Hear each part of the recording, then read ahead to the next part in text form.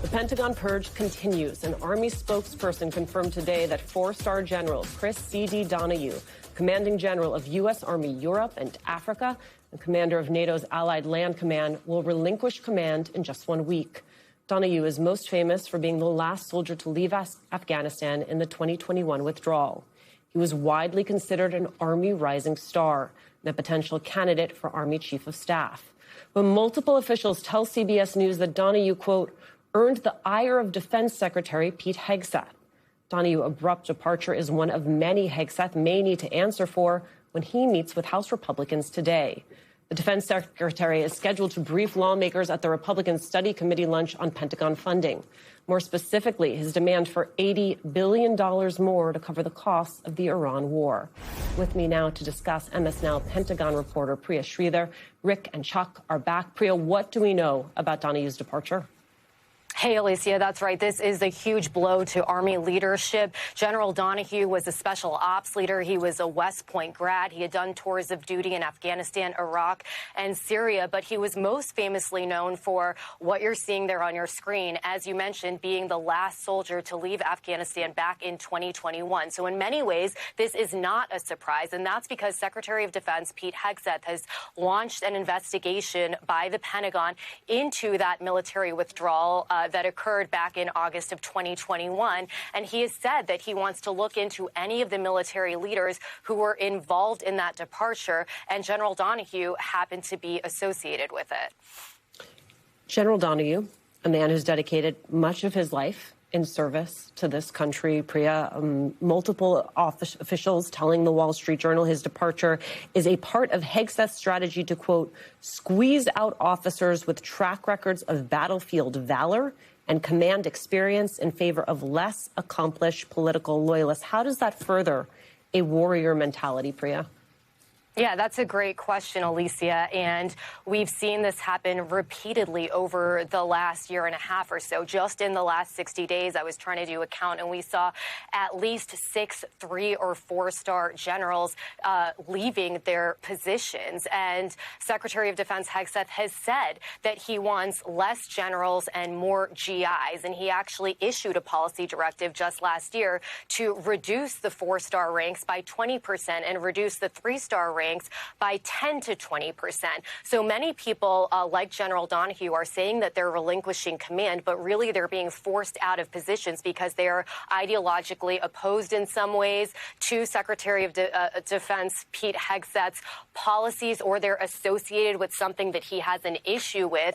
And I can read you the number of positions that have been people who have been removed from those jobs: chairman of the Joint Chiefs of Staff, commandant of the Coast Guard, chief of naval operations, Army's top JAG, head of Cyber Command. What do many of these people have in common? Well, in many cases, they're either a female or a person of color, and in some cases, both. And Secretary Hegseth has said that he wants to reverse what he considers was a woke culture in the military in the previous administration. And he's removing women and people of color from those positions and also blocking their promotions. And many of my sources are telling me that what he's doing is removing institutional knowledge. And this is really going to impact national security and jeopardize our operational readiness, because these people have been battle tested, as you mentioned, and have decades of experience in theaters around the world.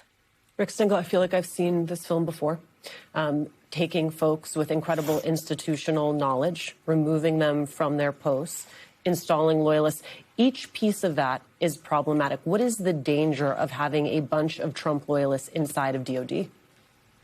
It's very dangerous. I mean, having worked with the military, I can tell you a 1-star general, a 2-star general, a 3-star general, these are the most competent people on the planet. The military is a meritocracy. They have to work incredibly hard for that. The achievement is amazing. And the disproportionate number of people of color and women, they have to work even harder and succeed even more than some of the other folks. General Donahue is a warrior's warrior. He's been special forces. He's in Afghanistan. He's in Iraq. That is an incredible institutional knowledge. And to accuse him of somehow being involved with a debacle in Afghanistan, we have civilian leadership of the military. He was acting on orders from the president of the administration. He did a fantastic job for that. and get blamed for something that he's not responsible for. But what this does is it takes that kind of leadership tradition of the military and undermines it and politicizes it, which is something that we haven't really seen in our lifetime. Among the actions that Secretary Hegseth has taken, he originally repealed a mandate for troops to receive the flu vaccine. Then there was this outbreak at an Air Force base just last week. We were talking about it. That mandate is apparently now in place now that they are following basic public health guidelines. This was a president that came to power in part by arguing that what he wanted to do was make America safe again. And I wonder if you think it is resonating with voters that they have actually moved in the opposite direction.